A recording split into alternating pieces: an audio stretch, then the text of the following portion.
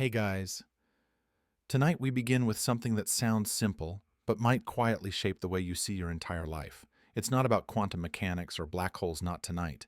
It's about the strange, sneaky ways your brain convinces you that you're in control, even when you're absolutely not.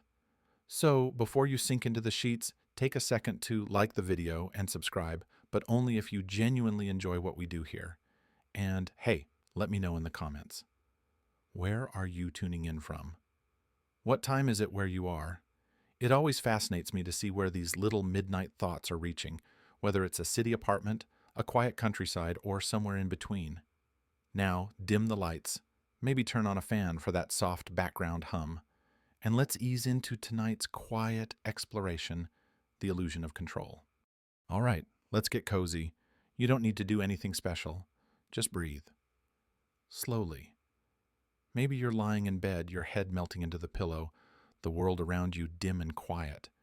Maybe there's the soft hum of a fan or the distant glow of a city outside your window.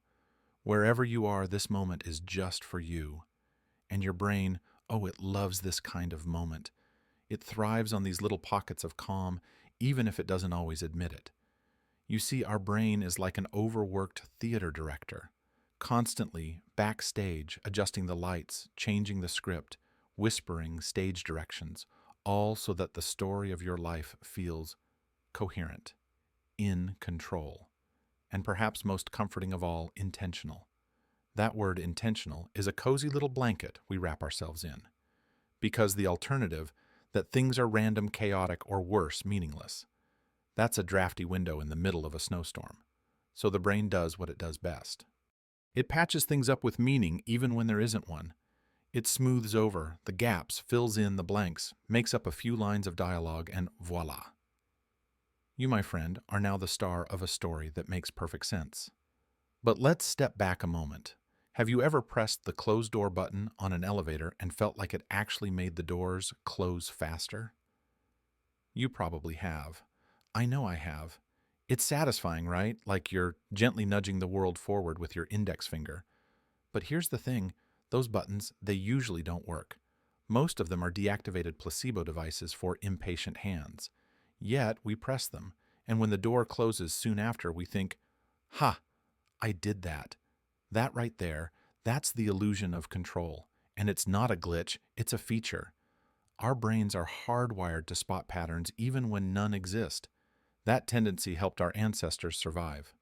If you heard rustling in the bushes and assumed it was a lion, you were more likely to live long enough to pass on your genes than the guy who shrugged and said, probably the wind. Our brains evolved to err on the side of over-interpreting reality. But now, that same wiring means we sometimes give ourselves credit or blame for things that have nothing to do with us. We play a game, win around, and think it's because of our technique, even if the game is mostly chance. We throw salt over our shoulder and feel safer, even though it's just a kitchen mess. And we don't just do this in games or elevators, we do it everywhere. At work, in relationships, in traffic, in politics. You name it, and somewhere someone believes they're in control of something they're actually not. But don't worry, this isn't a roast. It's a love letter to the incredible, sometimes misguided, always fascinating machinery of the human mind. And it's okay to laugh a little too. After all, our brains are like well-meaning grandmothers. They try so hard to keep us comfortable. Here, sweetie. I noticed things were a bit scary, so I wrapped them up in this nice story about how you're in charge. Don't look too close now, just enjoy your tea. The truth is, the illusion of control serves a purpose. Studies have shown that people who believe they have control over their lives tend to be happier, more motivated, and surprisingly healthier. It's like giving the mind a placebo that works. In one experiment, participants were given lottery tickets. Some got to choose their own numbers. Others were assigned numbers randomly. Guess who refused to sell their tickets later, even for more money? Yep, the ones who picked their own. They felt they had more control and therefore more ownership of the outcome, even though statistically it made zero difference. Our brains equate choice with control and control with safety. And safety. Well, that's the holy grail of a restless mind. So, what does this mean for us sitting here tonight, letting our thoughts stretch out like cats on a warm windowsill? It means that sometimes giving up control doesn't mean giving up peace. It might mean embracing it. The next time you catch yourself thinking, I've got this all figured out, maybe smile and whisper, maybe. Or maybe my brain just needs me to believe I do. There's something freeing in that, isn't there? Like taking off a too tight shirt or stepping out of a loop of worry. You're not failing if you're not in control. You're human.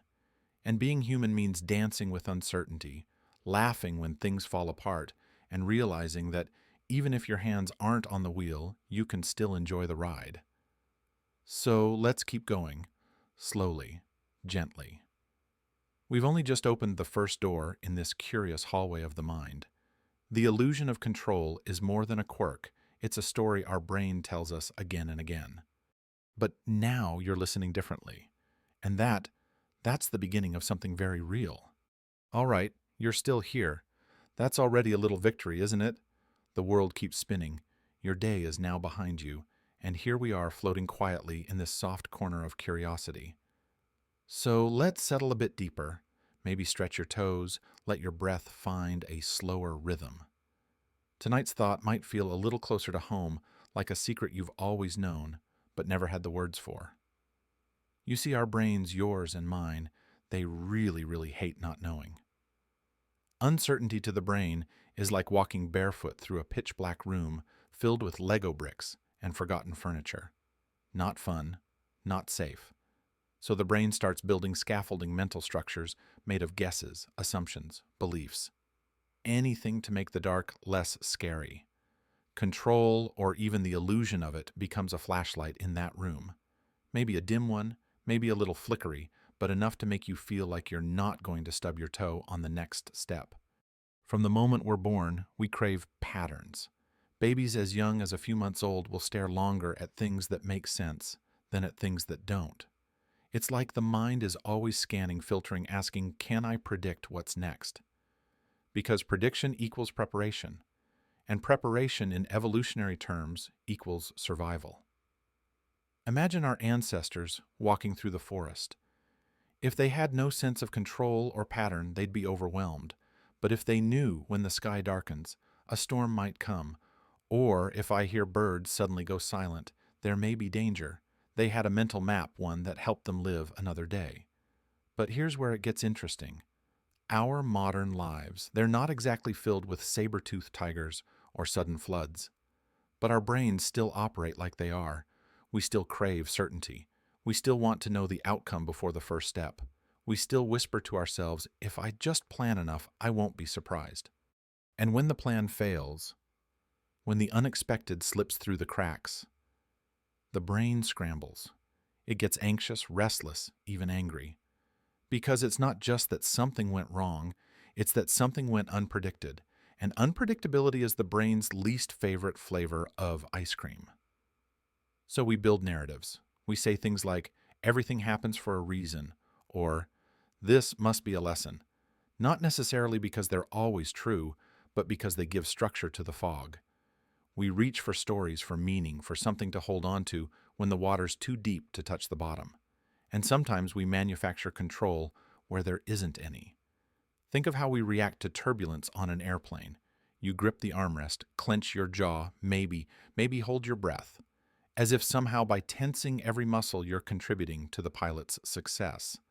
Or when you tap the track package button 8 times in an hour, as if your attention alone will speed up delivery. That's the brain again. Creating rituals, micro-behaviors, little dances of agency in a world that's much more chaotic than we like to admit. And that's not a flaw. That's a survival strategy. But it can come with a cost. When the need for control becomes too strong, it can become a cage. We stop taking chances. We avoid the unfamiliar. We micromanage relationships' outcomes, even our own thoughts, editing and re-editing reality like a nervous playwright. And that's exhausting. Trying to control everything is like trying to hold back the tide with your hands. The effort never ends and the ocean doesn't care. But let me tell you something soft and true. Your worth is not tied to how well you manage the chaos. You are not broken because life sometimes feels out of hand. You are just wired to seek safety. And in that wiring, sometimes the brain oversteps. It says, I'll keep you safe by making you feel like you're in charge. And we nod along because it's comforting. Like an old friend who lies just a little to make us feel better. But just what if we learn to live with a bit of drift, to float instead of steer, not in apathy, but in awareness? To say, I can't control the storm, but I can loosen my grip. That's not giving up. That's growing up.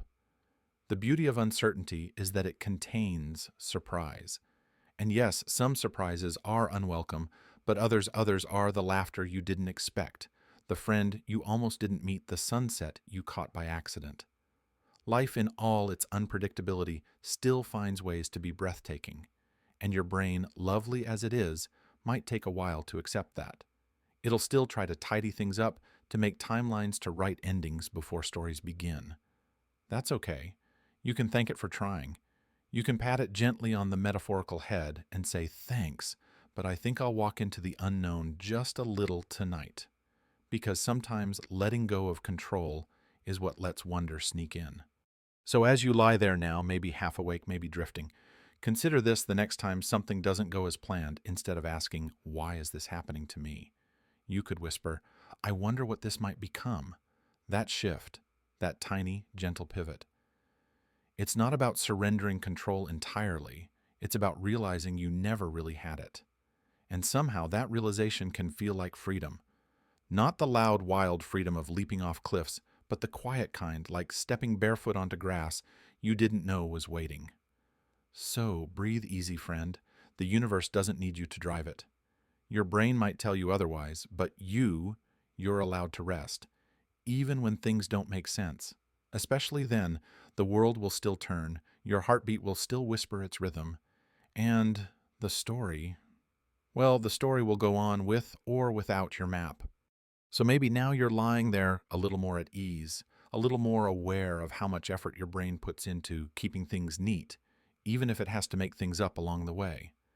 And maybe you're beginning to notice something odd, something small but persistent, how often your mind links one thing to another and declares them inseparable, as if cause and effect were always roommates. Because the illusion of control doesn't just come from wanting things to feel safe.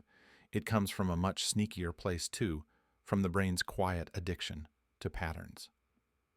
Tonight, we tiptoe a little deeper into that space, into the curious corner where correlation quietly pretends to be causation, and the brain, eager to make sense of things, whispers, yes, that must be it. Have you ever worn a lucky shirt on a day things went well? Then maybe you wore it again for another big moment. And again, and again. Before long, it's not just a shirt. It's a charm, a ritual. And your brain. It's the stage manager behind the scenes proudly noting, ever since we wore this thing, things have gone smoother. But here's the twist. Maybe they didn't. Or maybe they did, but not because of the shirt.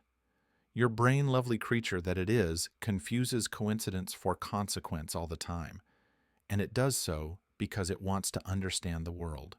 It needs to understand the world, even if it means bending the truth. This is what psychologists call the correlation fallacy, when the mind sees two things happening together and decides one must have caused the other. It's not illogical. In fact, it's how science often begins. We notice a pattern, and then we investigate it.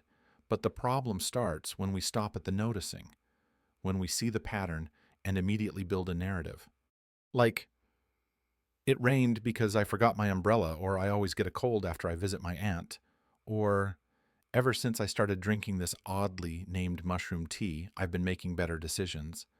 It could be true, but it could also be your brain playing detective with half the clues and a flair for drama. And it happens fast, milliseconds fast. The brain processes events and makes judgments about them so quickly that by the time we're aware of the conclusion, it already feels like fact. A famous example of this is the hot hand fallacy in basketball. Players and fans alike believe that if someone has made a few shots in a row, they're on fire and more likely to keep scoring. But studies show that statistically the likelihood of making the next shot doesn't increase. The hot hand is mostly a myth, Yet the feeling is so strong, so compelling, that even professional players believe it. Because it feels true. And when something feels true, the brain often doesn't ask questions. The same thing happens in gambling. Someone pulls the lever on a slot machine, wins a few coins, and suddenly believes they've got the touch. They change how they pull the lever. They lean slightly to one side. They hum a song under their breath, as if any of it controls the outcome. But of course, the machine doesn't care about your song or your socks or how much you want to win. It's just random code, yet still we try. Because the brain wants to believe that actions produce outcomes, that effort equals results. And when randomness dares to deliver a reward, the brain claims it. Like a cat dragging home a leaf and pretending it's prey. Even in business we see this. A company has a good quarter and suddenly their CEO is a genius. Same strategy, same staff, but now the numbers look nice and we attribute the success to brilliance. A few bad months later, the same person is called a failure. Why? Because we want clean cause and effect lines. We want control, especially in a world that feels increasingly chaotic. But here's where it gets quietly dangerous when we believe we caused something we didn't. We start adjusting our behavior to match a false reality. We avoid paths that are perfectly safe. We cling to habits that don't help. We misplace responsibility and then wonder why things aren't changing. We might even blame ourselves for outcomes that were never ours to own. That's not just stressful, it's unfair, especially to ourselves. Imagine a child learning to ride a bike. They fall a few times, then one day they stay upright. Was it the weather? The snack they had earlier? The shirt they wore? Probably not. But if the brain connects that success with a lucky moment, the child might start to believe they can only succeed in those conditions. And suddenly a little piece of freedom is lost to a false rule. Adults aren't immune to this. We do it all the time, especially when things feel uncertain. Because in chaos, the brain tries to negotiate. If I do this, then that won't happen. If I eat this, think this, avoid that, I'll stay safe. Sometimes it's helpful. Often it's just noise. But the brain doesn't mind a little noise if it feels like it's protecting you. That's its job. The trick, if there is one, is noticing when your mind is doing this dance. Not to scold it, but to smile gently. To say, I see what you did there. That was clever. Not necessarily correct, but clever. Because awareness doesn't mean control, but it does mean clarity. And with clarity, we can start asking better questions. Like, what else might explain this? Or, do I have enough information to be sure? Or sometimes, does it even matter? Because not everything needs a meaning. Not everything needs a cause. Some things can just be. A coincidence, a moment, a tiny ripple in the pond of life that doesn't demand an explanation. And that can be incredibly freeing. So next time your brain tries to draw lines between dots that are only neighbors, maybe, pause, breathe, let the lines fade a little. The stars are still beautiful even when they're not connected. And you're still you even when you're not in control, especially then. So now that we've let the stars drift apart a bit, that beautiful constellation of misattributed meanings and stories, we can turn our attention to something much closer to home, or maybe closer to the office lobby. A moment so ordinary you've probably never questioned it. And yet it's quietly performed the same trick on millions of us. I'm talking about the elevator. More precisely, the close door button. Have you ever jabbed it with your thumb, maybe after stepping in and glancing at your watch, thinking, all right, let's speed this up a little. You press. You wait. And then, yes, the doors close. You did that, right? Not quite. You see, in most modern elevators, especially in places like office buildings, hotels, and apartment complexes, those buttons don't actually work. Not for the average rider anyway.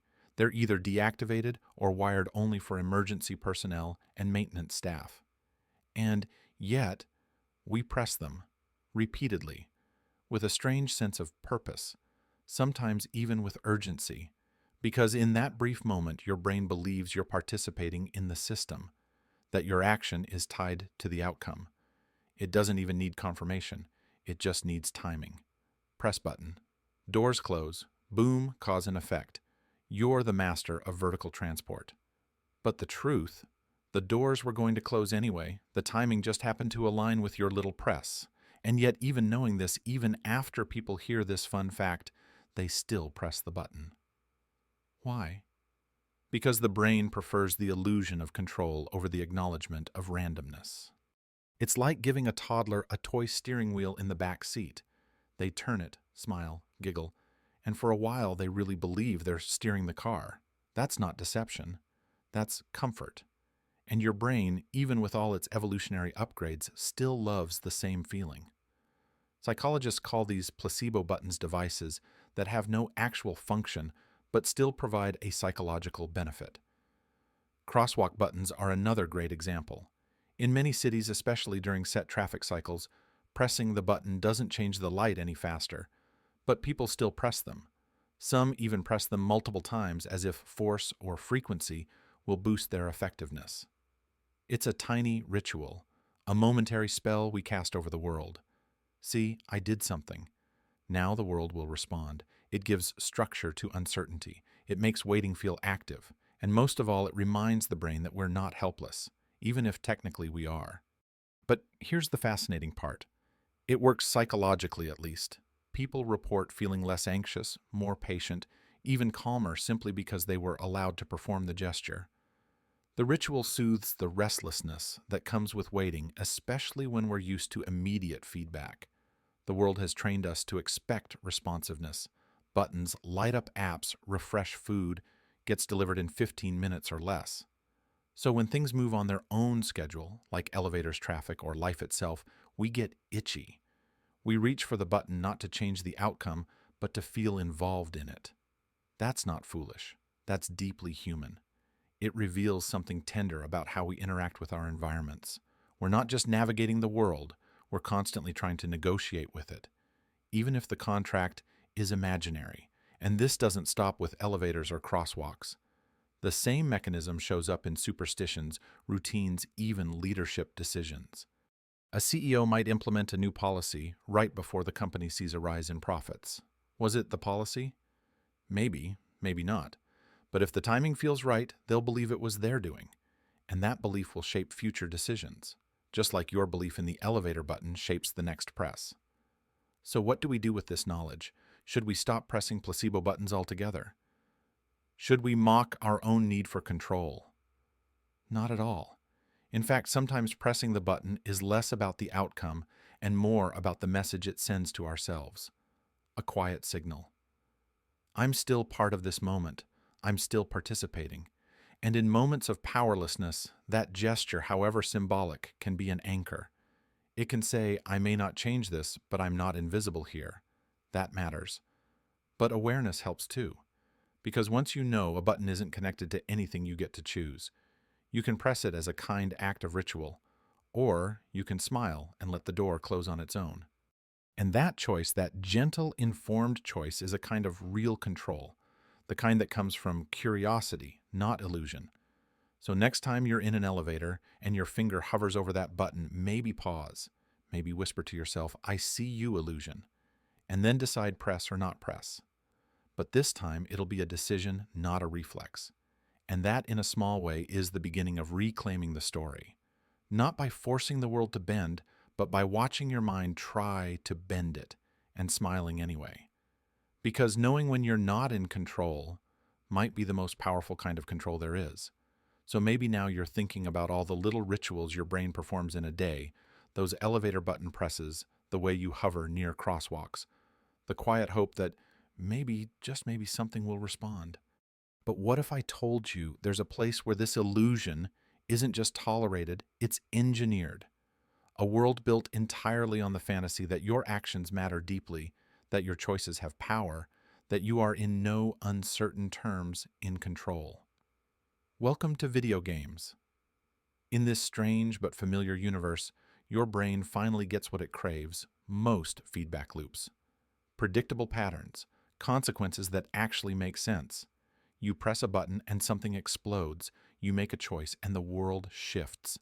You swing a sword and the enemy falls neatly, consistently, like a reward for your very existence.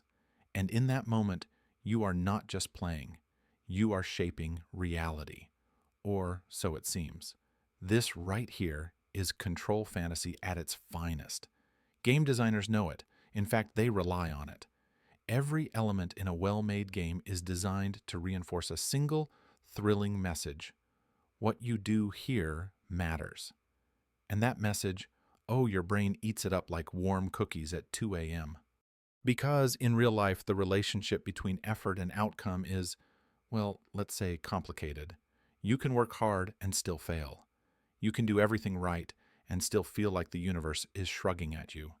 But in games, clarity, rules, progress bars, enemies that always go down in 3 hits, worlds where you save the day just because you showed up and moved your thumbs.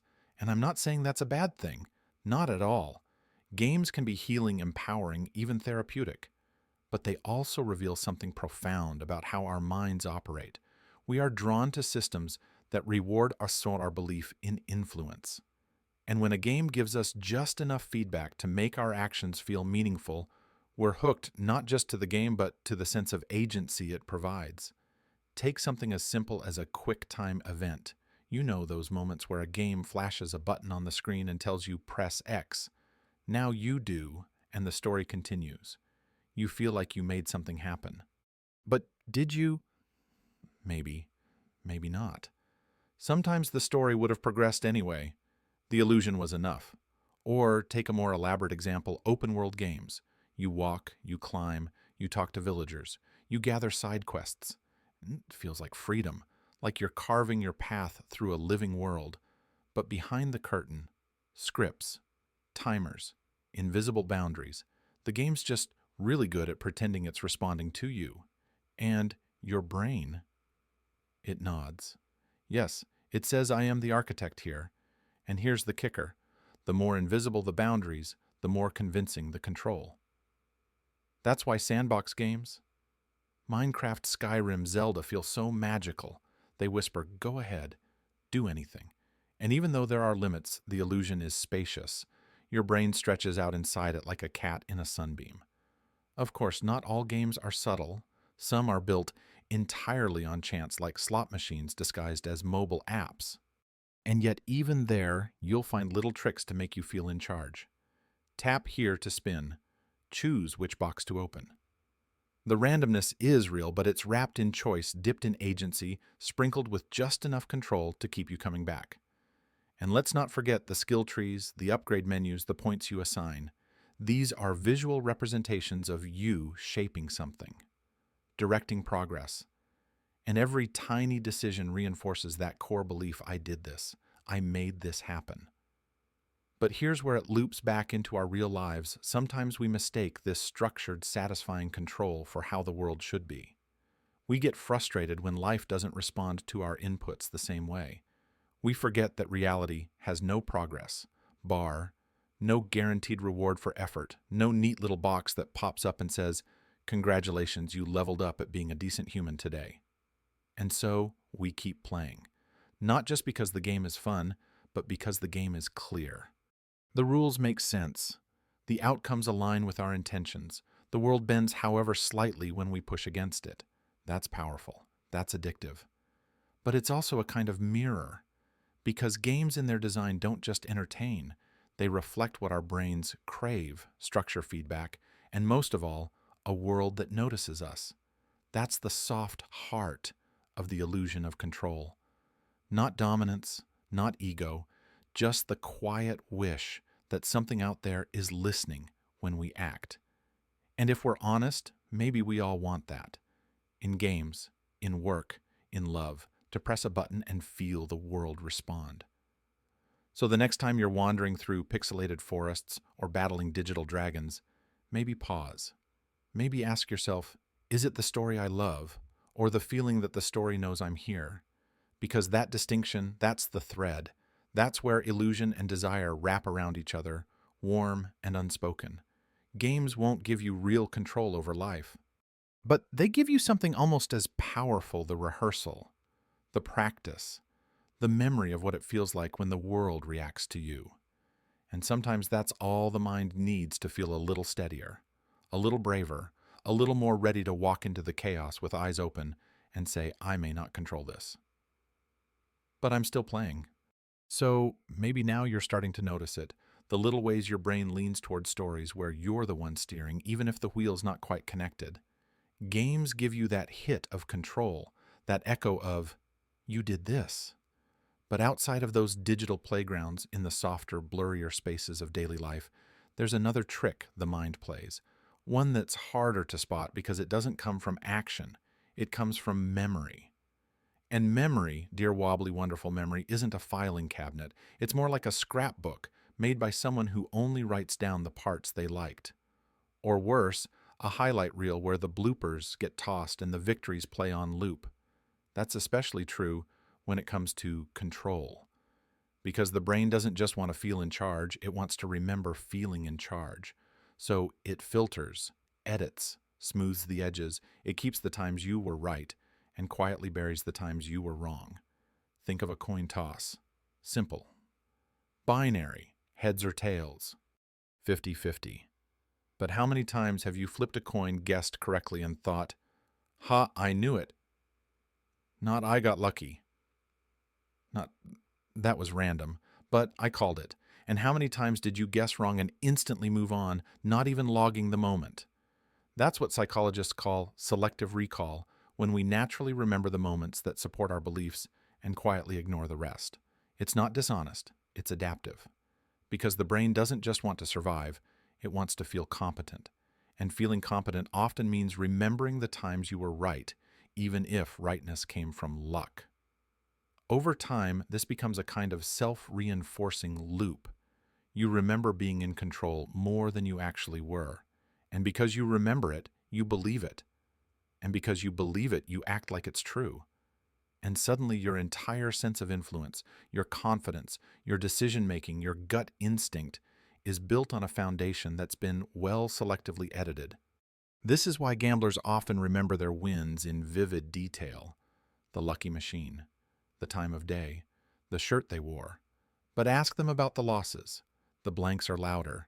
The brain isn't hiding the losses out of shame, it's just not storing them as deeply. Because those moments don't serve the internal story, it's trying to tell, I can figure things out. And this isn't just a casino thing. It shows up in relationships, in jobs, in conversations we replay before bed. You remember the time your idea worked, the time you guessed someone's mood right, the time your advice helped. But the misfires, the moments you misunderstood, misread, overreached, they fade faster. Not because they weren't important, but because the brain doesn't want to lug around every moment of not knowing. So it curates. And control is one of its favorite curations. It's like your brain has an Instagram page where it only posts the moments you nailed it. And all the times you fumbled the ball, forgot the line, said the wrong thing. They end up in a dusty corner of storage, quietly labeled, "Let's not dwell." But the problem with this memory bias is that it warps our sense of what we can predict. We start to think we're better at knowing what comes next than we actually are. We trust our hunches more. We lean on experience. That's really just selectively chosen snapshots. And over time, that can make us overconfident. Not just in decisions, but in judgments, in assumptions, even in how we view other people's lives. Because if we believe we always make the right calls, it's easy to assume others just aren't trying hard enough, that they missed something we saw, when really we might have just been lucky and remembered the luck as skill. This is where the illusion of control becomes more than personal. It becomes cultural. We start celebrating the myth of the self-made person, the lone genius, the "I did this all on my own" narrative.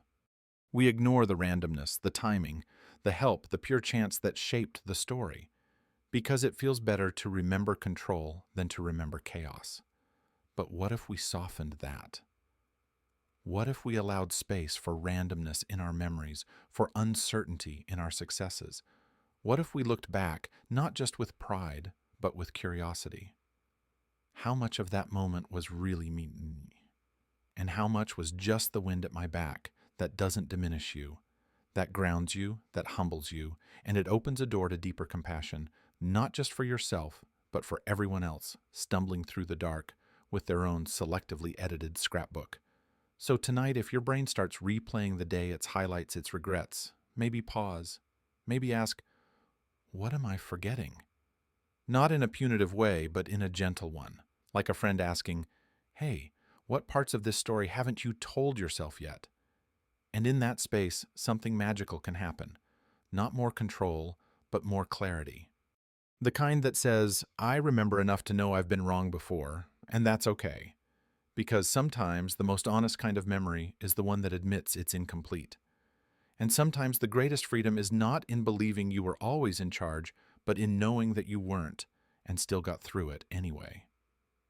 So now we've wandered through the shadowy alleys of memory, where some moments glow like lanterns, and others fade like fog. You've seen how your brain remembers what flatters its sense of control and quietly shelves the rest. But now, let's step behind the stage curtain just a little further. Because if your mind is a theater, there are two directors calling the shots. Two voices, two rhythms, two completely different ways of thinking, both working together to keep the story going. Daniel Kahneman, a psychologist and Nobel Prize winner, gave them simple names, System 1 and System 2. And once you meet them, you'll never unsee how much they shape your life. Let's start with System 1. Fast, instinctive, emotional. It's the part of you that finishes someone's sentence before they do. The part that slams the brakes when something jumps in front of your car. The one that feels first, reacts first, and always has an answer. System 1 doesn't like waiting. It doesn't like doubt. It's quick like a reflex, and most of the time it's right enough. Then there's System 2, slow, analytical, deliberate. This is the part of your mind that does math problems, reads fine print, double-checks directions. It's cautious, effortful, and oh so tiring. It's the voice that says, wait, let's think this through. But System 2 is kind of lazy, not in a bad way, it's just energy intensive. The brain doesn't want to burn calories unless it has to. So most of the time, it defers to System 1, trusts it, lets it run the show. But here's the twist. System 1 makes you feel like you're in control even when it's just making assumptions. It fills in blanks, connects dots, makes quick judgments. And it does it with such confidence that by the time System 2 even stirs from its nap, the decision is already made. Imagine this: you see a person walking toward you with a frown. Instantly, your brain tells a story. They're mad at me. You feel a flicker of guilt or defensiveness. That's System 1 jumping in. But maybe they're just thinking, or squinting in the sun, or having a bad day that has nothing to do with you. That's where System 2 should step in and ask, hold on, do we know that for sure? But if you're tired, stressed, distracted, System 2 doesn't even get the mic. And so System 1 gets to run the headline unchecked. The problem is, System 1 loves the illusion of control. It sees patterns where none exist. It believes in cause and effect like a religion. It wants quick answers to keep you safe. So if you win a game after wearing red socks, it logs that. If you lose money after checking your phone, it notes that too. And System 2. It might notice the irrationality, but it's often too tired to argue. And the result. You start living inside a world built by instinct, reinforced by selective memory wrapped in a warm blanket of half-true stories. You press the crosswalk button, feel like it helped. You pick the same seat on the bus because things went well last time. You avoid certain times of day because once years ago something bad happened then. You're not being foolish, you're being efficient. Because System 1, for all its quirks, is trying to help. It's trying to protect you from danger, from uncertainty, from spending too much energy on every little thing. And often it succeeds. But it doesn't care about accuracy. It cares about speed. So it sometimes sacrifices truth for the illusion of mastery. And, in a world full of noise, that shortcut feels soothing. But here's the thing, the more aware you are of these two systems, the more choice you have.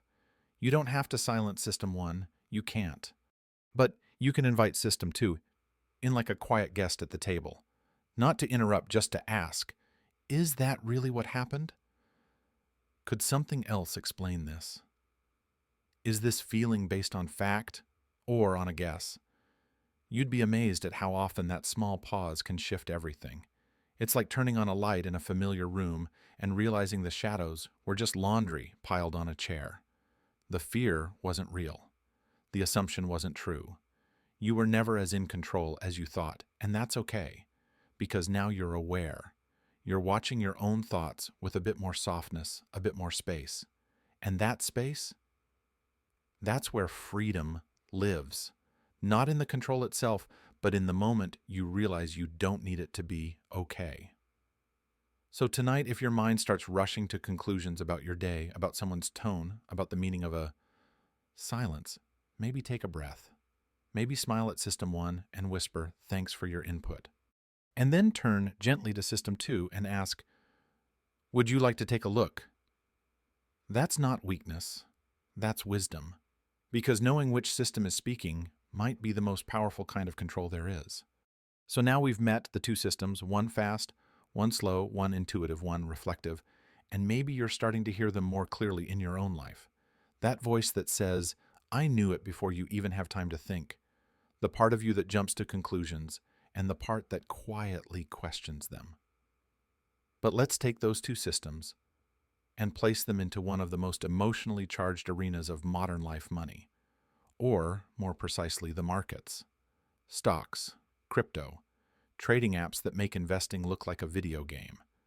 This is where the illusion of control doesn't just whisper, it shouts. Because money, unlike elevators or video games, carries weight. It brings with it real stakes, real consequences, and real stories. And when you mix risk with emotion and throw in a bit of dopamine, you get a cocktail the brain can't resist. Imagine this, you buy a stock. Maybe you did some research. Maybe you read a Reddit thread. Maybe you just felt lucky. The stock goes up. You check your app and see green numbers dancing like confetti, and your brain, System 1, jumps in immediately. That was smart. I knew it. I should have put in more. Your chest lifts. Your confidence blooms. You open your calculator app and start running imaginary futures. But what really happened? Did your action cause the outcome? Or did the market simply move and you happen to be standing in the right place? The brain doesn't care. It sees a pattern, feels the reward, and stores the moment as proof of control. It doesn't record the randomness, the millions of unseen variables, the mood of international markets, or the tweet from some billionaire that nudged the whole thing. No, it records the result and credits you, just like it always does. This is what behavioral economists call outcome bias, the tendency to judge a decision not by how sound it was, but by how it turned out. If you made money, it must have been smart. If you lost money, it must have been foolish. But reality? It's murkier. Sometimes you make a great decision and still lose. Sometimes you gamble recklessly and win big. The market doesn't reward logic. It rewards, well, something else entirely. But our minds don't like that. System 1 especially wants to feel in charge. And in the world of investing, it gets plenty of opportunities to pretend, especially now when trading platforms are designed with game-like interfaces. Bright colors, confetti, sound effects, instant gratification. You swipe and you own a share. You tap and your portfolio updates. The delay between action and feedback is so short that it feels personal, like the market is having a conversation with you.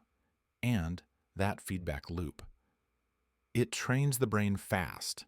It turns investing into a behavior reward cycle. Like training a dog, only the dog is your dopamine system, and the treat is the illusion that you know what you're doing. And sometimes you do. Let's be fair.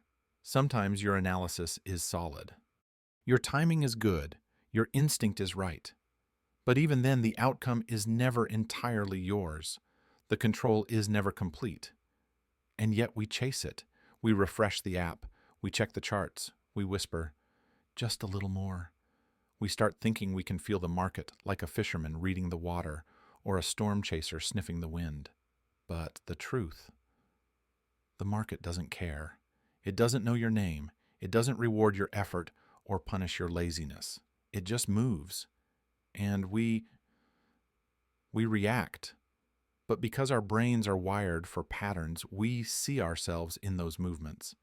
We take credit when things go well. We blame others or bad luck when they don't. We build narratives around randomness because stories are easier to live with than uncertainty. And stories feel like control. So, what do we do with this? Should we stop investing? No. But maybe we can invest with a different kind of mindset. One that says, I understand the rules of this illusion. One that invites System 2 to the table, not to kill the fun, but to keep things grounded. A mindset that remembers control in the market is often retrospective. You didn't control the outcome, you controlled the decision. And those are not the same thing. So maybe tonight, as you lie in the dark, thinking about your future, your savings, your goals, pause. Ask yourself, am I remembering the wins more clearly than the losses? Am I mistaking a lucky guess for a repeatable skill? Am I refreshing my portfolio to feel control or to feel less alone in the chaos? These aren't accusations, they're invitations. Gentle nudges from System 2 whispering through the haze of bright numbers and midnight hope. Because in the end, real control isn't about predicting the market. It's about knowing when your mind is pretending that you did. So maybe now you're starting to see the threads, the way control, real or imagined, weaves itself into our money, our memories, our moments of luck and logic. And maybe, just maybe, you're noticing how often that feeling of, I've got this whispers louder than it should. But let's step into a scenario where that illusion can turn quietly terribly dangerous. Imagine this. A person has a few drinks, maybe not a lot, just enough to feel warm, loose, confident. They grab their keys. I'm fine, they say. I know my limit. I drive better buzzed. I've done this before. And the car pulls out into the night. But here's the truth. Their reflexes are slower. Their judgment is impaired. Their sense of speed, of distance, of risk, it's all quietly warped. And yet they feel okay. They feel in control. That's the dangerous part. Because impairment doesn't always feel like impairment. The brain, especially under the influence, overestimates its own clarity. It inflates its confidence while quietly deflating its capacity. This is known as the Dunning-Kruger effect, a cognitive bias where people with lower ability at a task overestimate their ability precisely because they lack the awareness to recognize their limitations. It's not arrogance, it's blindness. And when alcohol or fatigue or stress joins the mix, the blindness deepens. I'm driving straight, I'm staying in my lane, everything's fine. But they're not fine. And the road doesn't care how confident they feel. The illusion of control in this context isn't just a mental trick, it's a potential tragedy. But here's the deeper thing. This kind of overconfidence isn't limited to driving. It shows up everywhere. We assume we're good communicators while missing the signals in someone's eyes. We think we're calm while our body language is screaming. We believe we're listening while waiting only to speak. We operate under the idea that feeling in control equals being in control. But it doesn't. Not always. The brain loves that feeling, the sensation of competence, fluency, mastery. It loves it so much that it sometimes fabricates it. It smooths over your clumsy moments. It rounds up your sense of awareness. It whispers, "You've got this," even when the evidence says otherwise. And sometimes that confidence helps. It gets you through hard things. It gives you the courage to act when hesitation would paralyze. But other times, it hides the truth, especially when the stakes are high, especially when the feedback is delayed, especially when no one's there to check you. That's why fatigue and alcohol are such a dangerous combination, because both dull the part of the brain responsible for self-monitoring, the part that asks, "Am I okay to do this?" And when that part goes quiet, System 1 takes over. Confident, quick, reckless. It says, "I feel good, therefore I am good." But as we've seen, the feeling is not always the fact. And control, real control, isn't just about how you feel in the moment. It's about your ability to step outside the moment. To ask, is my judgment intact? Are my tools working? Can I trust my own perception right now? And most people can't do that while impaired. That's the paradox. The more compromised you are, the less likely you are to notice. And yet there's something tender in that too. It reminds us that our sense of mastery is fragile. That confidence, however helpful, is not always proof. That the brain, wonderful, messy, overconfident thing that it is, sometimes lies to protect you from fear. It says you're fine because it knows that uncertainty feels worse. But what if we started measuring control not by how good we feel, but by how clearly we can pause, how honestly we can assess, not perfectly, just better? What if we started building habits that check the feeling before it becomes the action? That moment where you say, let me think twice, let me ask someone else, let me wait 10 minutes.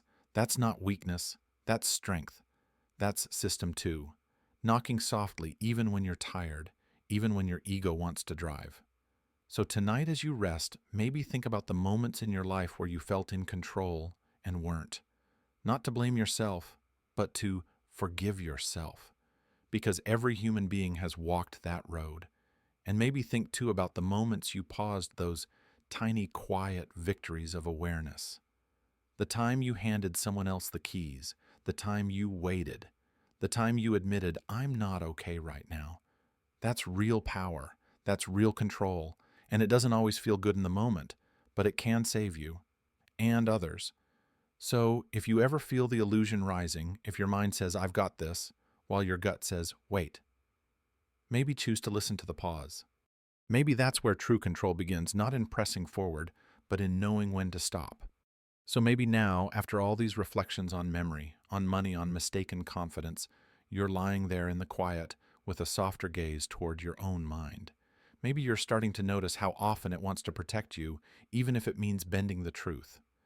And sometimes that bending feels like bravery. Other times it feels like a story you tell yourself over and over again until it hurts.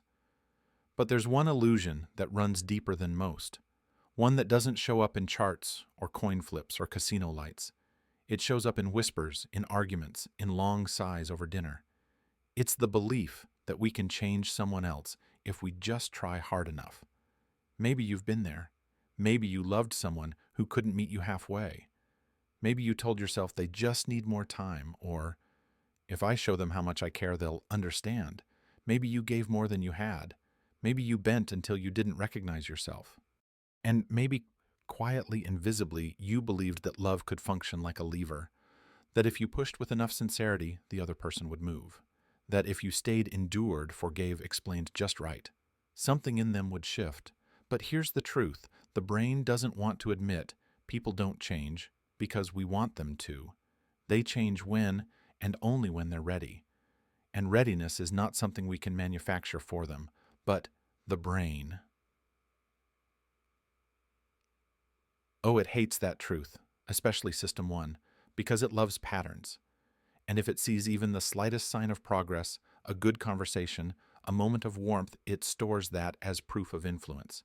It says, look, you're getting through to them. It adds that moment to the scrapbook, ignores the 10 that came before it. It builds a story where you are the reason they're getting better. And maybe sometimes that's even true. Sometimes love does reach people. Sometimes your presence does matter. But more often what's happening is this: you're mistaking proximity for power. Because you're close, you believe you're shaping. Because you care, you believe you're changing. And the illusion of control slips quietly into your emotional life, disguised as devotion, disguised as responsibility, disguised as hope. It whispers, don't give up yet. You've come this far. One more conversation, one more chance. And while hope is a beautiful thing, false hope built on control you don't actually have can become a kind of prison. And here's the hardest part. The more you try to change someone, the more your brain becomes invested in not admitting it isn't working. That's called sunk cost fallacy. The idea that because you've already put so much in, you have to keep going. That walking away means losing everything. That letting go means failure. But it's not failure, it's truth. And truth, while painful, is also where healing begins. Because once you stop trying to change someone, you create the space to change yourself. To ask, what do I need? What am I worth? What do I keep giving away that was never mine to fix? And that's hard, because your brain doesn't want to see you as helpless. It wants you to believe you're capable of reaching them, that your words will open their heart, that your patience will melt their fear, that your love is powerful enough to rewrite their patterns. But sometimes, love isn't enough. Not to change someone, not to save them, not to rescue a story that was never yours to rewrite. And I know how that sounds. It sounds like giving up, but really, it's letting go of the illusion that you ever held the pen in their story. It's realizing that your control ends at the edge of your own body, your own choices, your own healing. And that doesn't make your love less real. It makes it realer. Because real love isn't about fixing, it's about seeing clearly. About saying, I care for you, and I can't change you. Only you can do that. And if they don't, if they stay the same, if the patterns repeat, then your choice becomes clear, not because you've failed, but because you've woken up. And when you wake up, you stop confusing your kindness for control. You stop burning yourself to warm someone who won't come closer. You stop thinking that more effort equals more outcome. Because sometimes the kindest thing you can do for someone else is to stop trying to be their architect. And the kindest thing you can do for yourself is to walk away from the illusion that love is a tool, that relationships are puzzles to solve, that you are the key to someone else's locked door. Tonight, as you lie there, maybe think of the people you've tried to change. Maybe think of the people who tried to change you. Were they really in control of who you became? Or did you only change when you were ready? When something inside you shifted, when you saw something no one else could show you? That's where the truth lives. Quiet, patient, waiting for readiness. Not force, not control, just readiness. And maybe that's the real power in relationships, not what you can change in others, but how honestly you can see what can't be changed, and love anyway, or leave anyway, but choose from clarity, not from illusion. So maybe now lying there, in the stillness, you're starting to see a shape like fog, slowly revealing a mountain beneath. You see how deeply your mind craves control, how it searches for it in money, in memory, in other people. But there's another layer, a deeper, older one that doesn't wear modern clothes like trading apps or feedback loops, one that's woven into human culture itself, ritual. And before you think of priests or incense or ancient chants, pause, because ritual is everywhere. Lighting a birthday candle, saying bless you after a sneeze, knocking on wood, wishing someone good luck before a test. These tiny acts aren't logical. They don't change outcomes. But we do them anyway. Why? Because somewhere inside they soothe the ache of not knowing. They offer structure when life is fluid. They whisper, you've done your part. Now breathe. And that is comfort. That is control, or at least the illusion of it. Imagine this: someone lights a candle at a shrine. Maybe they pray for a safe journey, maybe for healing, maybe they just want the day to go a little smoother. Deep down they know the candle doesn't alter fate. It doesn't reroute airplanes or cure illness. But the act, the lighting, the pause, the moment of intention shifts something inside them. It tells the nervous system we're doing something. And for a mind wired to panic in the face of uncertainty, doing something is everything. This is why rituals persist. Not because they change the universe, but because they change us. Because they give shape to shapelessness. They turn chaos into choreography. They give us something to hold in moments when we'd otherwise unravel. Anthropologists have long known this. In cultures across the world, rituals are performed to summon rain, bless crops, protect newborns, grieve the dead. They're not always about results. They're about meaning, about signaling to the brain. We are not powerless. We are not alone. Even in modern life, we create rituals all the time. Athletes wear the same socks before every game. Students eat the same breakfast before exams. Couples revisit their restaurant on anniversaries. These are not superstitions. These are psychological anchors. They say, this worked once. It felt good. Let's do it again. They are the elevator buttons of the soul.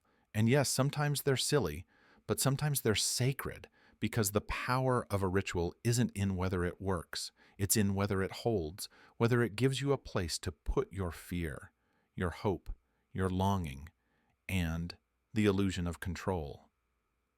It's just a side effect, not always bad, often beautiful.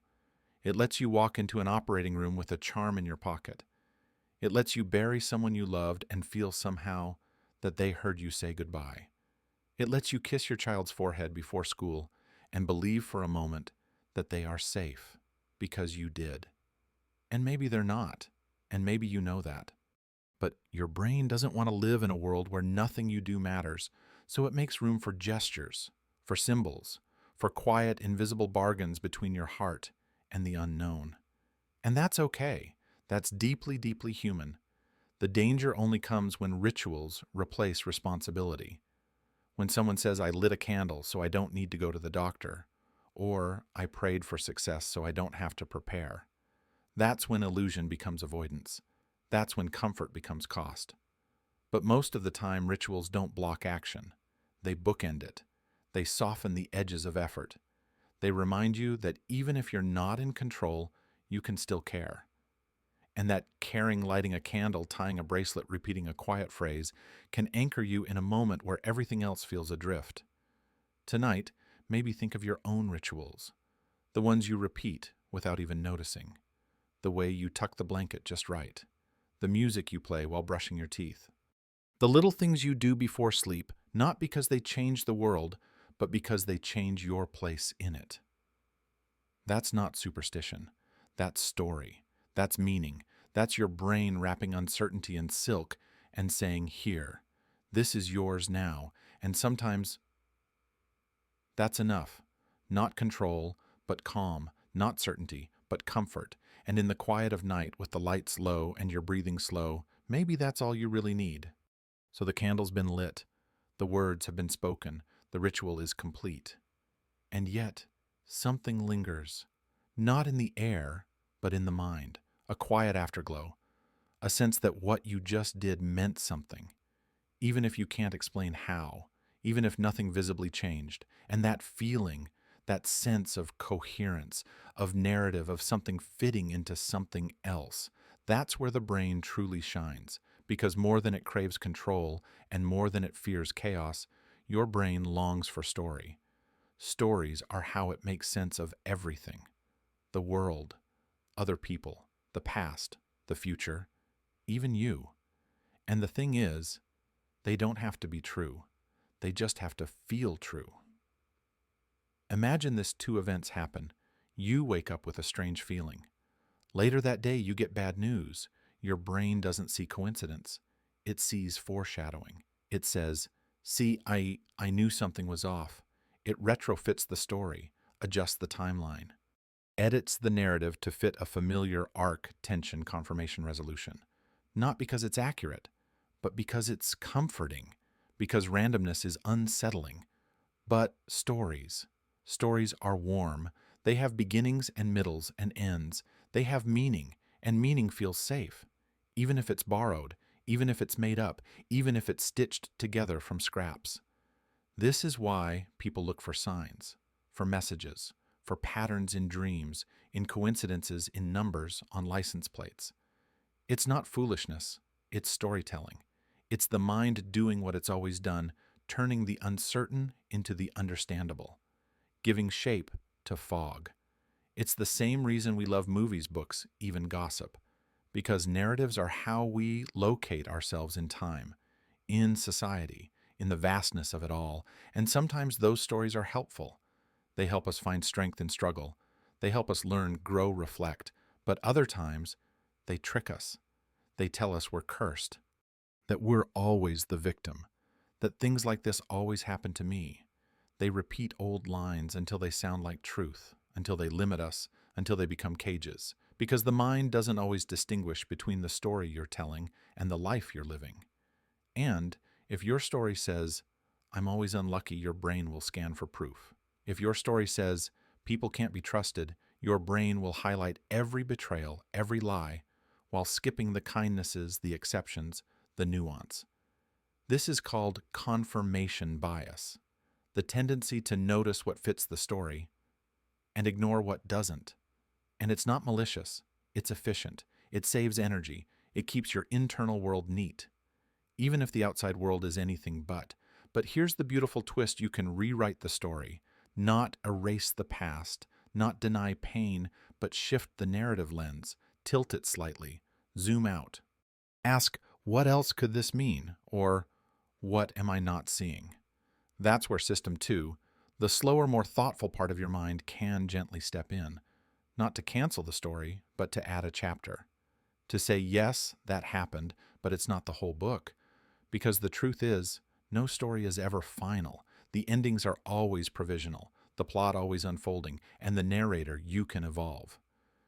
So tonight, as you lie in bed, maybe reflect on the stories your mind tells about who you are, what you deserve, what always happens. And maybe ask, is this story helping me or just familiar? Is it giving me peace or just predictability? Because sometimes we choose sad stories not because they're true, but because they're stable.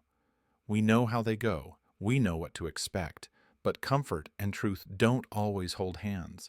And sometimes the bravest thing you can do is question the tale you've been living inside, not to dismiss it, but to expand it, to imagine new possibilities, to open space for change, because your brain isn't just a storyteller, it's a story seeker.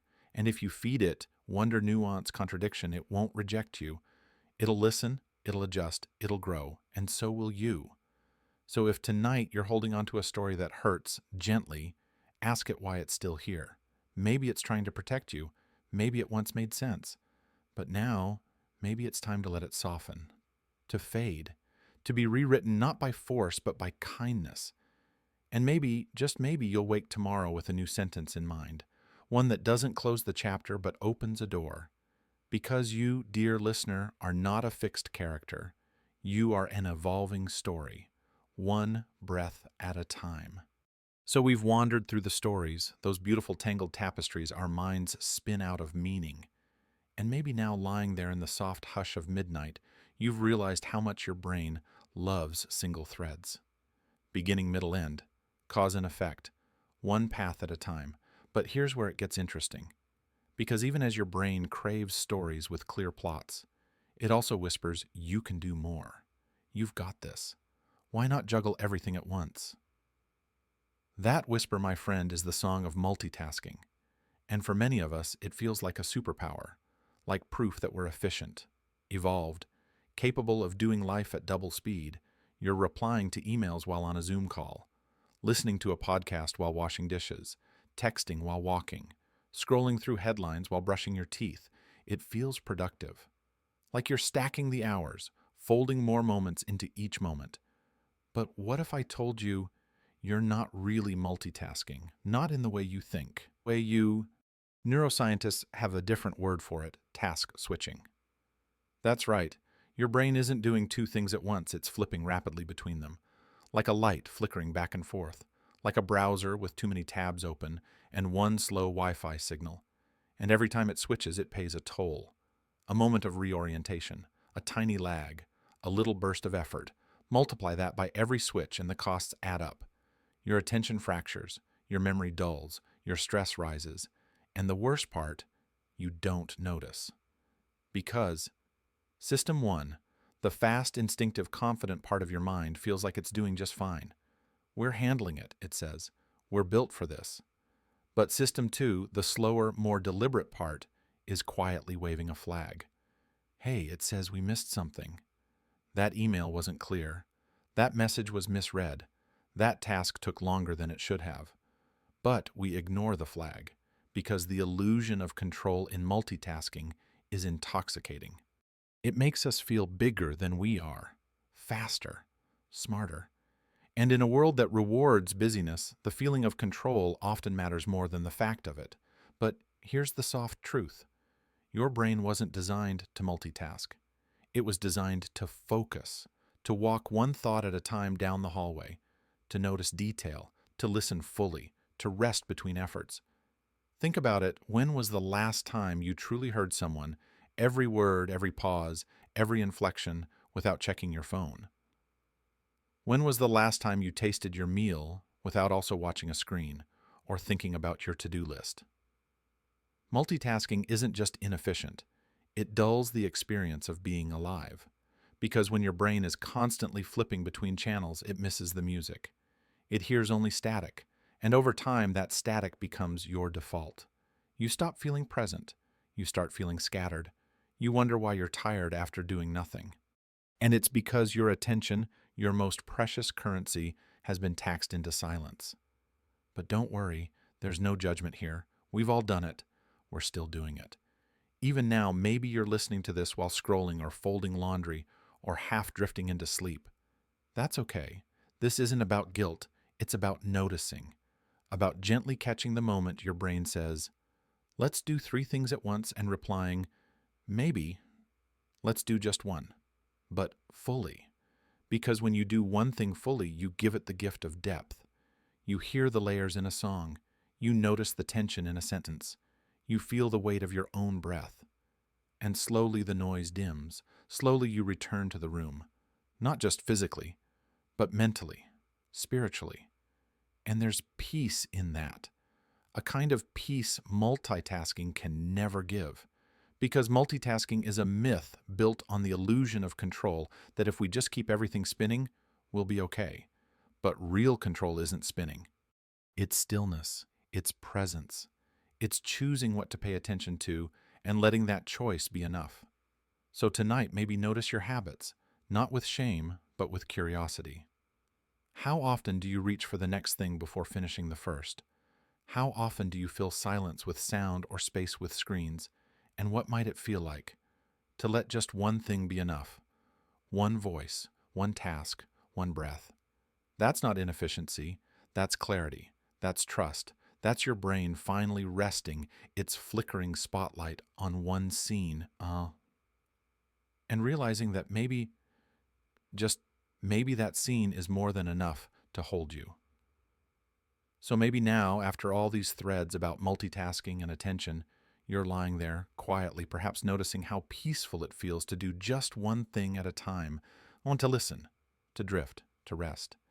And as that stillness settles in, let's travel back a little, not just a few years, but all the way back to when your hands were smaller. To when the world felt impossibly big and your power within it felt impossibly small. Back to the moment you first touched something solid and decided to shape it. A puzzle piece, a stack of blocks, a row of toy cars lined up just right. That moment. That was your first illusion of control. And it was beautiful, because in that moment, your brain wasn't asking big questions. It wasn't wondering about taxes or meaning or what your boss meant in that last email. No, it was simply learning to touch the world and see it respond. And that feeling, it was electric. Place one block down, then another, and the tower stands. You did that. You made that happen in a life where so much was decided for you: when to eat, when to sleep, what to wear. This was a tiny rebellion, a private kingdom where you were the architect, the builder, the one who made order out of chaos, and your brain brand new, bursting with neurons and wonder lit up with delight. This, it said, is good. More of this. That was the beginning of agency, of realizing that action leads to outcome, that intention can become structure. And the brain took that lesson and folded it in deep, so deep that even now, years later, when you fold a towel just right, or line up your coffee cups or stack files neatly on your desktop, some small, quiet part of you is whispering, I am shaping something. I am in control. And you are. At least, in that moment. But the brain doesn't forget where it learned the trick. It traces it back to those childhood games, those hours of play that were really experiments in physics, geometry, frustration, and hope. Think of a toddler knocking over a tower and then rebuilding it. Again and again. Not because they're bored, but because they're learning. Learning what causes what holds and what doesn't. And when the tower finally stands, that joy. That isn't just about toys. That's about competence, about control, about building something and watching it stay. But here's the thing, your brain didn't quite grasp back then. The world doesn't always stack like blocks. Sometimes you try and things fall anyway. Sometimes you place everything carefully and the table wobbles. Sometimes the wind knocks over what you worked so hard to build. And that's when the illusion of control starts to crack. When the brain begins to ask harder questions. Why didn't it work? What did I miss? How can I stop this from happening again? And the innocence of those early lessons gives way to anxiety. Because now the stakes feel higher. The blocks are no longer plastic.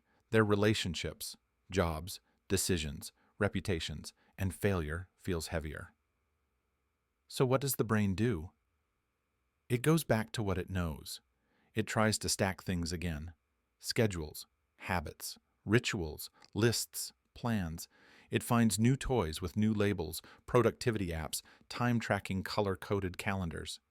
All of it trying in some small way to recapture that childhood thrill. If I do it right, the world will hold. But as we've learned, sometimes it doesn't. Sometimes the tower falls, even when you did everything perfectly, even when you followed the instructions, and that hurts. Because your brain doesn't just remember the building, it remembers the believing, the pure, unfiltered hope that your actions had meaning, that what you touched could stay shaped, that you mattered in the story. But here's a gentle thought. Maybe the value was never in the tower.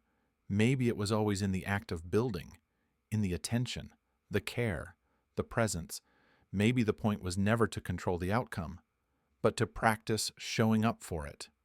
Just like you did with your blocks, just like you still do now. So tonight, maybe close your eyes and picture that younger you, on the floor, tongue between teeth, fingers working carefully, building, not for applause, not for perfection, just for the joy of trying, of creating, of watching something emerge from nothing. That was never a waste. That was never naive.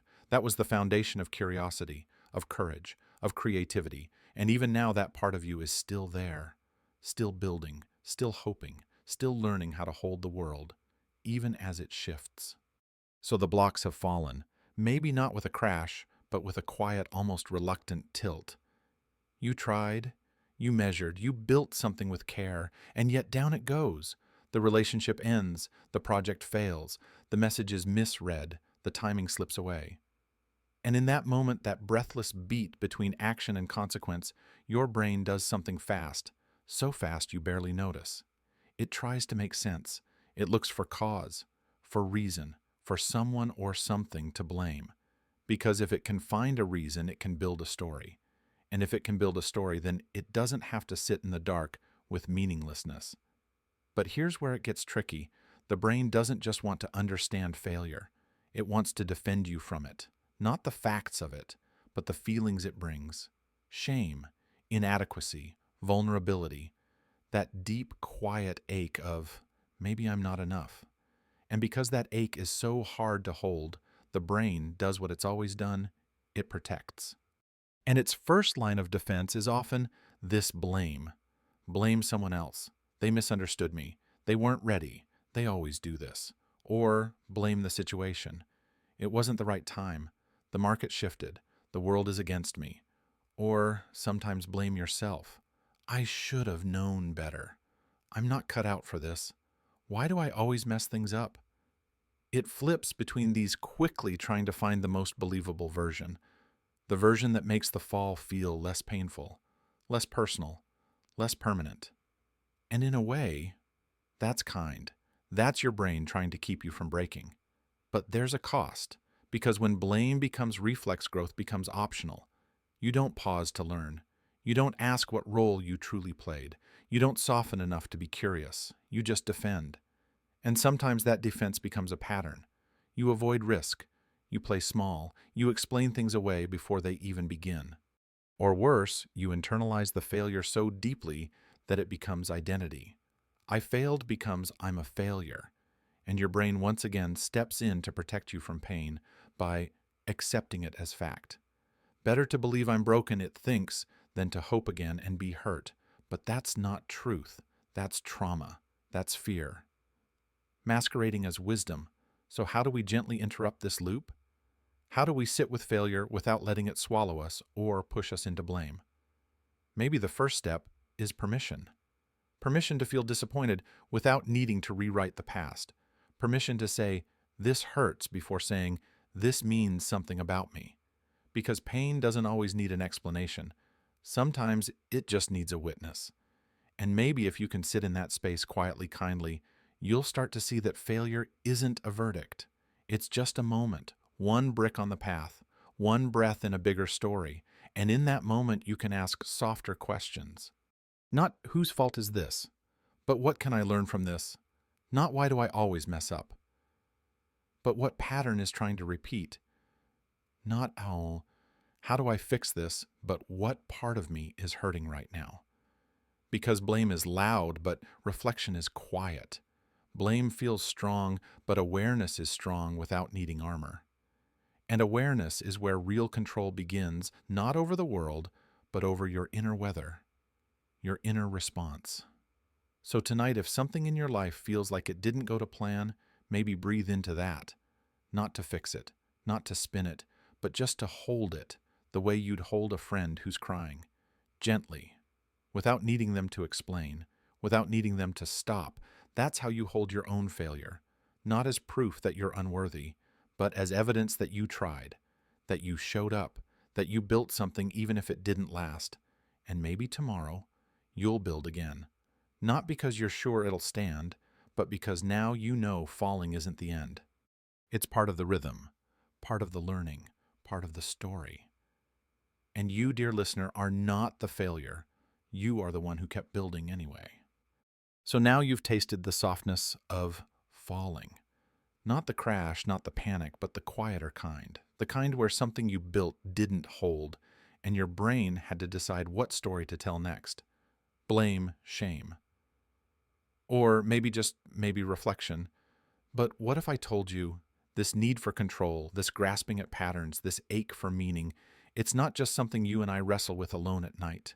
It's something that's been studied, measured, poked, and prodded in labs through some of the strangest, most revealing psychological experiments ever designed, because scientists have long suspected what we're now whispering about in the dark, that the human brain will seek control where there is none. It will reach for the illusion like a rope in the fog, and when it finds even the thinnest thread, it holds on. Let's start with dice. In the 1970s, psychologist Ellen Langer ran a now classic study. She gave participants lottery tickets. Some were allowed to choose their numbers, others were assigned numbers randomly. Then she asked how much people would sell their tickets for. The ones who picked their numbers, they valued their tickets significantly higher. Same odds, same randomness. But choice created ownership, and ownership created the illusion of control. The act of choosing, even if it meant nothing, made people believe they had influence over the outcome. And here's the fascinating part. They didn't just feel more confident. They felt more attached, more hopeful, like they'd tipped the scales in their favor. Now, zoom out a little. Imagine how many choices you make each day that feel powerful. What shirt to wear, what route to take, what time to hit send. Some of them are meaningful, but many are just the mental equivalent of picking lottery numbers. Yet still they soothe us. They give the day structure, a sense of agency, and sometimes that's enough. But let's take it further, into a darker room. A famous study in the 1950s known as the learned helplessness experiment brought two dogs into focus. One received mild electric shocks it could escape by pressing a lever. The other got the same shocks but no way to stop them. Over time, when both dogs were placed in a space where they could escape, only the first one tried. The second, it lay down. It had learned that effort didn't matter. That control was gone, and it gave up. What does that mean for us? It means that when people feel they have no control, they stop trying, even if later on control is possible again. That's not laziness, that's psychology. It shows us that the perception of control doesn't just shape how we feel, it shapes how we act. And when the illusion disappears, motivation follows. But here's the haunting twist. Sometimes people think they have control when they don't, and they act boldly, proudly, even when the system is rigged. One study showed that people would throw dice harder when aiming for high numbers and softer for low ones, as if force had any impact. Another study had people guess outcomes of random lights flashing, no pattern, pure chance.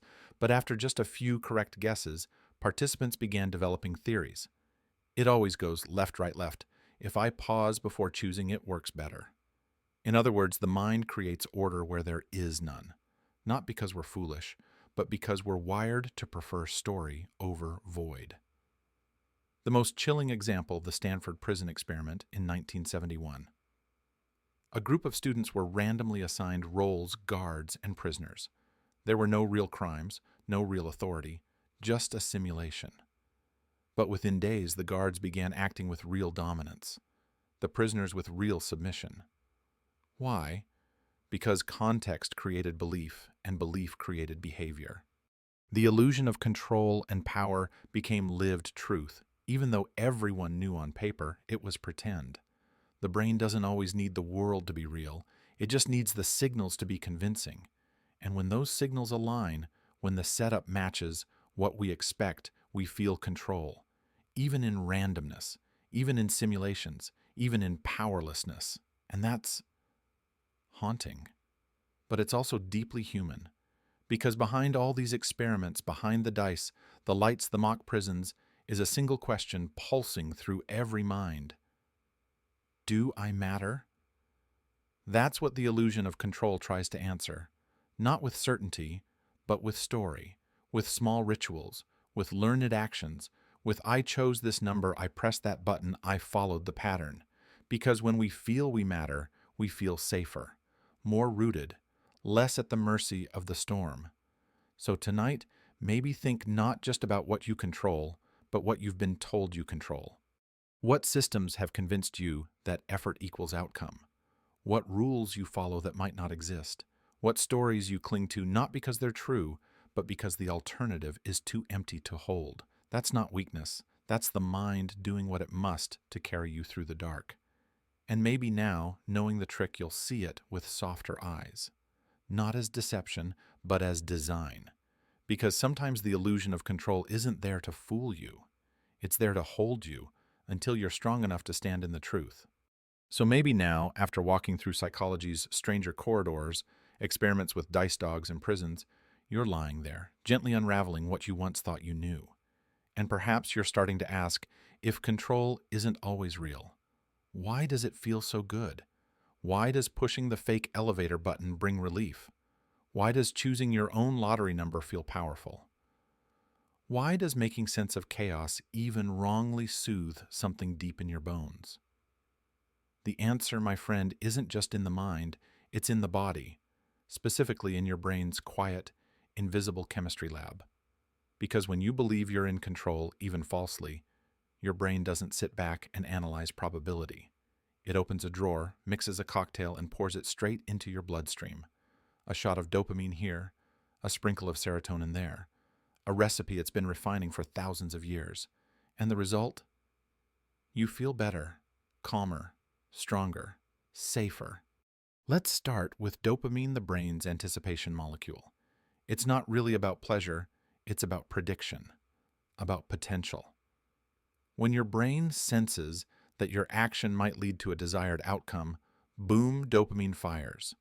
Not because you've won, but because you might. Because you feel like you're influencing the odds. That's why gambling is so addictive.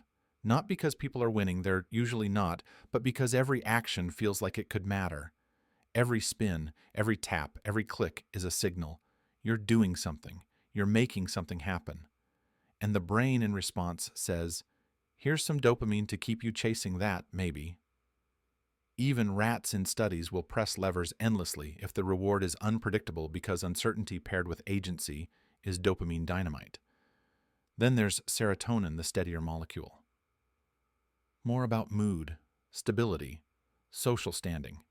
When you feel respected, competent, in control of your role or environment, serotonin says, good job, you're doing okay. And when that sense of control is lost, serotonin drops.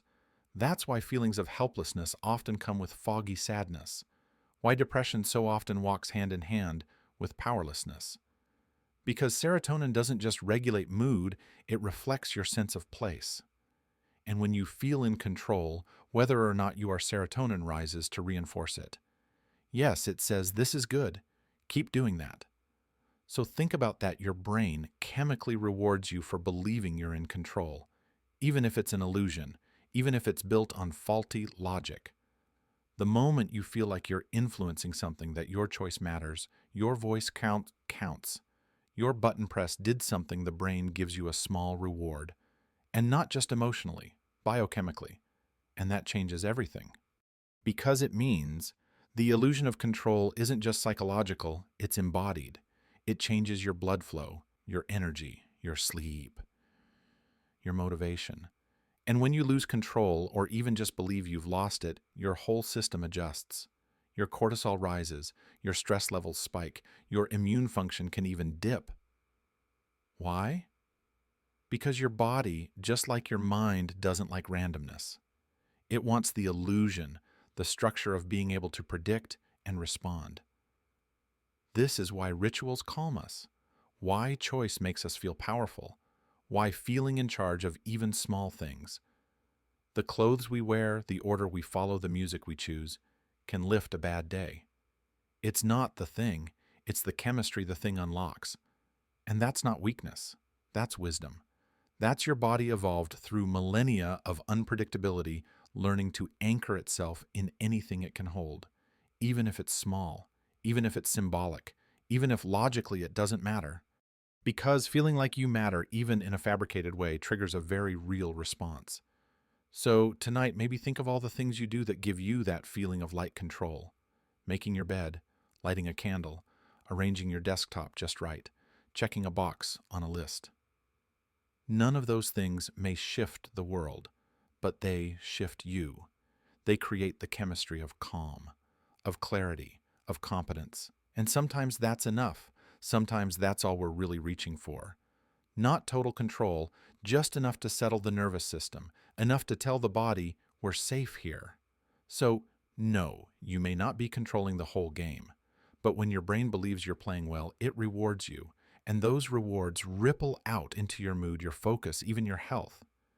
The illusion of control, then, isn't just a trick. It's a tool. One the brain has been using to navigate uncertainty for as long as we've had language. And now, with a little more awareness, you can use it too. Not to manipulate yourself, but to support yourself, to say, I may not control everything. But this little piece, this little ritual, this moment of agency, it's mine. And in that moment, your chemistry agrees, and your breath slows, and your world, even for just a heartbeat, begins to feel like it's yours again. So now we've wandered inside the bloodstream, seen how the brain mixes its own chemistry set of hope and certainty, rewarding even the tiniest belief in control. But what about outside the body? What does this illusion look like in the everyday world when it puts on a suit and signs a contract? Tonight, let's talk about one of the most quietly profound behaviors we engage in. Something practical, responsible, logical even, but also deeply emotional. Buying insurance. Now, insurance is strange when you really stop to think about it. You're paying money for something you hope never happens. You're investing in a scenario you don't want to experience. A car crash, a house fire, an illness, a lawsuit. You're prepaying for pain. And yet for many people that payment brings peace. Not because the risk disappears, but because it now has a boundary, a shape, a box to be placed in. And that for the brain is a kind of magic. Because before the policy, the risk felt vast, open-ended, unnamed, a shadow lurking behind every corner. But after the policy, after the form is signed, the card is mailed, the file is stored, something settles, the risk is still there. But the fear eases. That's the illusion. And it's a powerful one, because insurance doesn't actually prevent bad things. It doesn't control reality. What it does is give you the feeling of preparedness, the sense that you've done your part, that if something happens, it won't catch you completely off guard, that you've taken responsibility, that you've chosen to step toward the unknown with structure. That's what the brain wants, structure in the storm. And insurance, for all its paperwork and clauses and exclusions, provides that, even if the event never comes, even if the benefit is never used, because the benefit isn't just the payout, it's the psychological buffer, the soft layer between your mind and the cliff edge of uncertainty. And here's the wild part. People will pay more for that feeling than for the actual statistical value of the protection. Behavioral economists have found that people often buy insurance not based on logic, but on emotional impact. They insure phones more than their own health. They panic buy coverage after a friend's accident. They spend more to protect against specific risks than general ones, even if the latter are far more likely. Why? Because when fear is vivid, the brain wants action. And when action feels like control, it becomes irresistible, even if mathematically it doesn't make sense. The truth is, your brain would rather feel safe than be safe, because feeling safe lets your nervous system settle. It lowers cortisol, it restores focus, it allows for rest. And insurance, oddly enough, does that, not by removing danger, but by giving it a frame. Yes, this might happen, but here's what I'll do if it does. Yes, it's uncertain, but I'm not helpless. That's not just money. That's mental architecture. And sometimes we build entire lives on that. Think of all the little protections you buy without calling them insurance. A backup hard drive, a spare charger, a second pair of shoes, an umbrella in the car. You don't use them every day, but you carry them like talismans, not because you're paranoid, but because they let you walk into the world with one less worry. And maybe that's the point. Not eliminating risk, but softening its weight. Because what the brain fears most isn't danger, it's helplessness, powerlessness, that aching sense of there's nothing I can do. And insurance, real or symbolic, is your brain's way of saying, actually, there is something. It may not stop the storm, but it builds a roof, even if the roof is made of paper and hope. So tonight, maybe ask yourself, what protections have you built not just with money, but with meaning? What rituals, routines, relationships help you feel safe, even if they don't actually change the odds? And can you honor them not as illusions to be dismissed, but as comfort tools in a world that never guaranteed clarity? Because maybe feeling like you have a plan is part of having one. And maybe in the gentle dark, with your breath soft and steady, that's enough. Not certainty, but cushion. Not mastery, but margin. Not control, but something that feels close enough to rest. So now you've wandered far from memory to money, from games to grief, from chemicals to contracts. You've seen how your brain builds small fortresses out of stories, buttons, and beliefs, all in the name of one thing: control. And maybe along the way you started to see the tenderness in that, the kindness even, how your mind isn't lying to you out of malice, but out of mercy. It just wants you to feel safe, like you matter, like your actions carry weight in a world that so often feels weightless.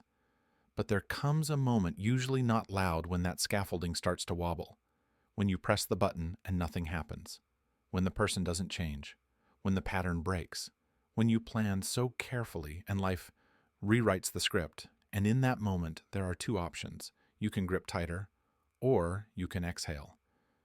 Tonight, I want to talk about the second one: letting go, not giving up, not tuning out, just loosening. The way your shoulders fall after holding them up all day. The way your breath deepens when someone finally says, "It's okay now." The way a boat stops paddling and learns to float. Because sometimes the greatest peace doesn't come from more control, but from less need for it. Think of the sky. It doesn't ask the stars where to go. The tide doesn't negotiate with the moon. The tree doesn't plan each leaf. It grows and lets go, grows and lets go, over and over. But we, with our smart, overthinking, loving minds, we try to steer everything. Our careers, our relationships, our health, even the way people remember us. And when it works, we feel proud. And when it doesn't, we feel lost. But here's the quiet truth your brain doesn't like to admit. You can do everything right and still not get the outcome you hoped for. That doesn't mean you failed. That doesn't mean you're broken. That means you're human. That means you're living in a world where other people have their own paths, where storms rise without reason, where timing isn't always kind. And in that world, clinging tighter doesn't always bring clarity. Sometimes it just brings exhaustion. But when you loosen your grip, something shifts. You begin to feel the current again, the rhythm of things beyond your doing, the breath of the world beneath the noise. And maybe for the first time in a long time, you realize you don't have to hold it all, that the plan can change and you'll still be here, that people can leave and you'll still be enough, that outcomes can surprise you not always pleasantly, but you'll adapt. You always have. And in that soft realization, something new arrives. Not control, but calm. Not prediction, but presence. You stop bargaining with the universe. You stop negotiating with the past. You stop trying to solve your life like a puzzle. And you start living it. One step at a time, one feeling at a time, one day at a time. It's not easy. Letting go never is. It means giving up the illusion that the world will play by your rules, but it also means giving up the pressure of making it do so. It means giving yourself permission to breathe, to rest, to be imperfect, to not know, and yet to move forward anyway. So tonight, maybe put down the list. Let the questions go unanswered. Let the worries walk themselves out the door. You don't need to carry all of it. Not tonight. Maybe just hold this. You are here. You are breathing. And that is enough. The world will spin without your steering. And that's not terrifying. That's freeing. So rest now, not because everything is under control, but because it doesn't have to be. And maybe this soft surrender is the truest control of all. So here we are, after all the wandering, the questions, the patterns, the soft collapses, and small rebuilds. We've tiptoed through stories, studies, chemicals, childhood control, and the comfort of letting go. And maybe now here at the end, it feels a little quieter inside. Not because all the answers are here, most of them aren't. Not because the world makes more sense, it probably doesn't. But because you've sat with the mystery.